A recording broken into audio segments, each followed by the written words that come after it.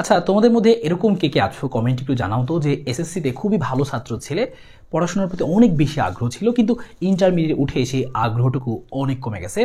এখন তোমার যেখানে তুমি আগে স্বপ্ন দেখতে গোল্ডেন A+ পাওয়া, এখন A+ পাবো কিনা সেটা নিয়ে দ্বিধাদ্বন্দ্বে পড়ে গেছি। সো এরকম কারা কারা আছো কমেন্টে জানাও। সো এরকম কিন্তু অনেকেরই হয়, তোমাদের মতো আমিও একজন ছিলাম যে এসএসসিতে খুবই ভালো ছিলাম এবং গোল্ডেন A+ ছিল, কিন্তু ইন্টারমিডিয়েটে উঠে দেখলাম যে ফার্স্ট ইয়ার চলে গেল, সেকেন্ড ইয়ার চলে যাচ্ছে, প্রি টেস্ট শেষ, সামনে টেস্ট পরীক্ষা। এমন অবস্থায় আমি যখন চিন্তা করলাম যে আমার কি অবস্থা, আমি খেয়াল করে দেখলাম যে আমার যতটুকু সিলেবাস আসলে শেষ করার কথা এই মুহূর্তে আমি তার কিছু শেষ করিনি।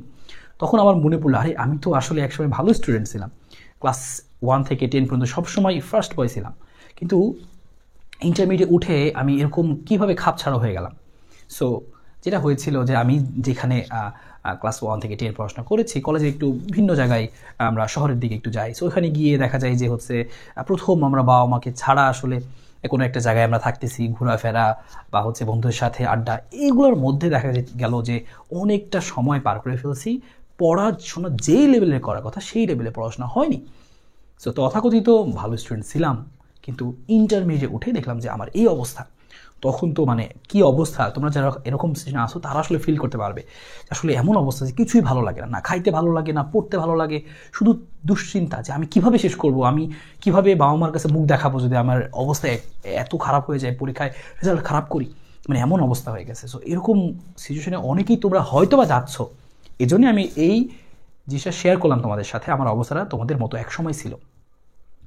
তখন আমি চিন্তা করলাম যে আচ্ছা ঠিক আছে, আমার কাছে যতটুকু সময় আছে, আমার কাছে 5 মাসের সময় আছে, আমি এই 5 মাসে যতটুকু পড়া দরকার সর্বোচ্চ 14 ঘন্টা, 15 ঘন্টা, 16 ঘন্টা আমি আমার সর্বোচ্চ এফোর্ট দিব। আমার কি করতে হবে, আমার এই সিলেবাসটুকুই তো শেষ করতে হবে, তাই না? আমার যতটুকু সিলেবাস এইটুকু আমি শেষ করতে পারি, আমি এইটুকু ভালো দখলে আনতে পারি, আমি আগে যা করছি সমস্যা নেই, এখন তো আমার এই 5 মাসের মধ্যে সম্পূর্ণ জিনিসটুকু আমার ক্লিয়ার, তাহলে তো আমি পরীক্ষায় ভালো করে লিখতে পারবো। সো আমি এইটা চিন্তা করে শুরু করলাম যে ঠিক আছে, যে আমরা একদম আমি চিন্তা করলাম যে আমার কোন চ্যাপ্টার আমি পারি, কোন চ্যাপ্টার আমি একেবারেই পারি না, সেগুলো বাছাই করে লিস্ট করে ফেললাম এবং তারপরে রুটিন করে আমি পড়াশোনা শুরু করলাম। শেষ 5 মাস ইন্টারমিডিয়েটে যথেষ্ট পরিশ্রম করলাম এবং তারপরে আবারও মোটামুটি ভালো পর্যায়ে চলে আসলাম।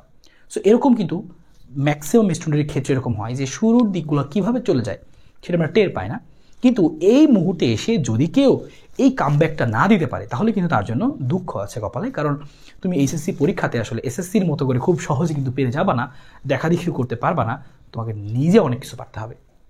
সো এই কামব্যাকটা করা জরুরি। সো এই মুহূর্তে তোমার কীভাবে কামব্যাকটা করলে ভালো হয়, দেখো প্রথম কথা, তোমার এখন একটা কনফিডেন্স নাই। তুমি যখনই একটা চ্যাপ্টার ধরবা, তো ক্লাস করলা, তুমি যখন দেখলে যে প্রশ্ন ব্যাংক বা তোমার যে টেস্ট সেটা সলভ করতে গিয়ে পারতেছো না, তুমি আরও বেশি হচ্ছে কি হয়ে যাবা, যে হচ্ছে ডিমোটিভেটেড হয়ে যাবা। তোমার যে পড়াশোনার আগ্রহটা জাগতেছিল যে না আমি পড়ে একদম শেষ করে ফেলবো, শেষ করতে হবে, সেই আগ্রহটুকু কমে যাবে, কারণ তুমি হতাশ হইলা, সো সলভ করতে গিয়ে পারলা না। সো এখন এই মুহূর্তে তোমার সবচেয়ে বড় জিনিসটা প্রয়োজন হচ্ছে কনফিডেন্স। তুমি যখন পড়তে বসবা, তুমি যদি দেখো যে একটা চ্যাপ্টার দুটো চ্যাপ্টার করে তুমি পারতেছো, তখন তুমি সেই স্পিডটা আরও বাড়াইতে পারবা, আরও দ্রুত গতিতে পড়তে পারবা, যতটুকু সিলেবাস কাভার করা দরকার, যতটুকু রিভিশন করা দরকার সেইটুকু করতে পারবা। তো এই কনফিডেন্সটাকে বাড়ানোর জন্য সবচেয়ে বেস্ট যে সলিউশন আমি তোমাদের দেখতে পাই সেটা হচ্ছে আমাদের এইচএসসি ওয়ান শট ব্যাচ। আমাদের এইচএসসি 25 ওয়ান শট ব্যাচে ইতিমধ্যেই আমরা হচ্ছে আমাদের যে পূর্বে যে আর্কাইভ ক্লাসগুলো সেগুলো সবগুলো চ্যাপ্টার দিয়ে দিয়েছি, কারণ সামনেই তোমাদের টেস্ট পরীক্ষা, এক একজনের এক এক চ্যাপ্টার প্রয়োজন হতে পারে। সো ওই ক্লাসগুলো করলে তোমার কনফিডেন্স 100% বুস্ট আপ হবেই, গ্যারান্টি। কারণ আমরা সেখানে একদম কম সময় একটা চ্যাপ্টারকে গুছিয়ে তোমাকে দিছি, সেই চ্যাপ্টারের ক্লাসগুলো যদি তুমি করো এবং তারপরে প্রশ্ন সলভ করতে যাও টেস্ট পেপারে, তুমি কোনো প্রশ্নে আটকাবা না, তখনই তুমি একটা মোটিভেশন পাবা যে ইয়েস আমি তো পারতেছি, হ্যাঁ আমি হয়তো বা এই আর যেটুকু সময় বাকি আছে 4 মাস 5 মাস আমি হয়তো শেষ করে ফেলতে পারবো, তখন তুমি আরেকটু স্পিড বাড়াইতে পারবা। সো এটা তোমাকে অনেক বেশি হেল্প করবে। সো বিগত বছরে প্রায় 8000 স্টুডেন্ট আমাদের সাথে এই পেইড ব্যাচে ছিল। এই বছরও কিন্তু আমাদের কোর্সটি এখনও ক্লাস শুরু হয়নি, 900 স্টুডেন্ট অলরেডি যুক্ত হয়ে গেছে।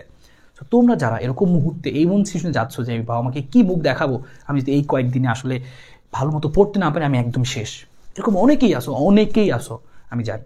তো এরকম আমরা মুহূর্তে পড়েই যাই, আসলে এই সময়টা আসলে এরকম। সো যারা এই মুহূর্তে কামব্যাক করতে চাও তাদের জন্য বেস্ট একটা সলিউশন, তাও মাত্র 799 টাকায়। ফিজিক্স এবং কেমিস্ট্রি তোমার টেনশন একেবারেই দূর হয়ে যাবে। আর তোমরা অনেকেই বলছিলে যে ভাইয়া math one shot, so math one শটও আসতেছে সুন।